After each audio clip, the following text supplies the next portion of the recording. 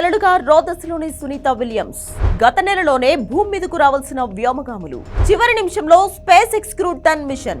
Hydraulic system లో సాంకేతిక సమస్యలు. చివరి నిమిషంలో ఆగిపోయిన ఫాల్కన్ 9 రాకెట్.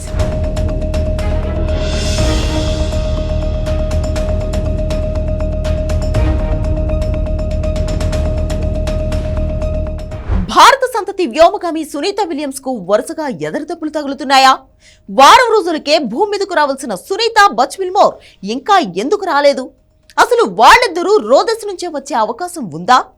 ఈ నెల మొదటి వారంలోనే రావాల్సిన వ్యోమగాములు రాకపోవడానికి కారణాలేంటి? స్పేస్ ఎక్స్ క్రూ 10 మిషన్ ఎందుకు వాయిదా పడింది?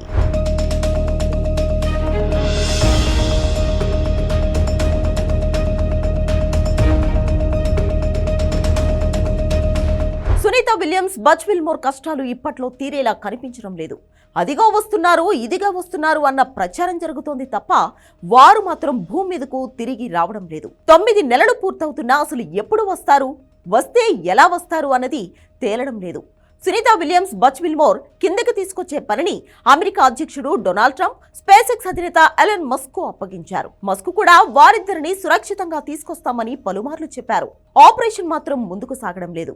దీంతో 9 నెలలుగా రోదస్లోనే గడుపుతున్నారు సునీత బచ్ విల్మోర్. తాజాగా సునీత విలియమ్స్ బచ్ విల్మోర్ ను భూమిపైకి తీసుకొచ్చేందుకు నాసా స్పేస్ ఎక్స్ ప్రయోగించిన క్రూ 10 మిషన్ వాయిదా పడింది.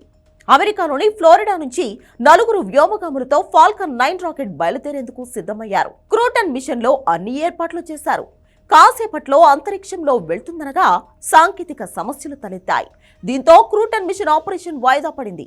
హైడ్రాలిక్ సిస్టమ్ లో సమస్య ఉత్పన్నం కావడంతోనే ఫాల్కన్ 9 రాకెట్ ను ఆపేసినట్లు నాసా వెల్లడించింది. సమస్యను పరిష్కరించి ఈ వారంలో మరో ప్రయోగం చేయనున్నట్లు తెలిపింది. దీంతో వ్యోమగాములు సునీత విలియమ్స్ బచ్ విల్మోర్ రాక మరింత ఆలస్యం కానుంది. అనుకున్నట్లుగానే ఈ ఆస్ట్రోనాట్స్ మార్చి 19 నాటికి అంతర్జాతీయ అంతరిక్ష కేంద్రం నుంచి బయలుదేరనున్నట్లు నాసా ప్రకటించింది. ఇద్దరు వ్యోమగాములను తీసుకురావాలంటే అంతకంటే ముందు కొందరిని ISS కు పంపించాల్సి ఉంటుంది. ఈ ప్రయోగం చేపట్టడానికి స్పేస్ ఎక్స్ సమయం కోరడంతో ఆలస్యం జరిగింది. 2024 జూన్ 5న బోయింగ్ వ్యోమనౌక స్టార్ లైనర్ లో సునీత బచ్ విల్మోర్ ISS కు చేరుకున్నారు. ముందుగా అనుకున్న ప్రకారం వారం రోజులకే భూమి మీదకు వచ్చేలా రోదస్లోకి వెళ్లారు. స్టార్ లైనర్ లో టెక్నికల్ సమస్యలు రావడంతో రోదస్లోనే ఆగిపోయారు. వారిని తిరిగి తీసుకురావడానికి నాసా స్పేస్ ఎక్స్ తో కలిసి పనిచేస్తోంది. సునీత విల్మోర్ ను భూమికి తిరిగి సురక్షితంగా తీసుకొచ్చేందుకు గతేడాది సెప్టెంబర్లో స్పేస్ ఎక్స్ ప్రయోగించిన క్రూ 9 మిషన్ తో అనుసంధానం కానుంది. ఈ క్రూ 9 మిషన్ ప్రస్తుతం అంతర్జాతీయ అంతరిక్ష కేంద్రంలోనే ఉంది. ఇందులో 4 సీట్లు ఉండగా హాగ్, గర్భరావ్ అనే వ్యోమగాములను పంపించి మిగతా 2 సీట్లను సునీత విల్మోర్ కోసం ఖాళీగా వదిలిపెట్టారు.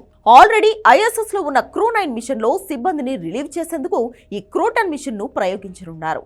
ఈ మిషన్ ISS కు చేరుకున్న తర్వాత క్రూ 10 తో కొన్ని రోజుల హ్యాండ్ ఓవర్ పీరియడ్ ను పూర్తి చేసి క్రూ 9 ద్వారా ఈ వ్యోమగాములు తిరిగి భూమికి చేరనున్నారు. హ్యాండ్ ఓవర్ పీరియడ్ లో అంటే క్రూ 10 టీం ISS కి చేరుకున్నాక ఇప్పటికే అక్కడున్న సిబ్బంది నుంచి తమ పని గురించి సమాచారాన్ని పొందుతుంది.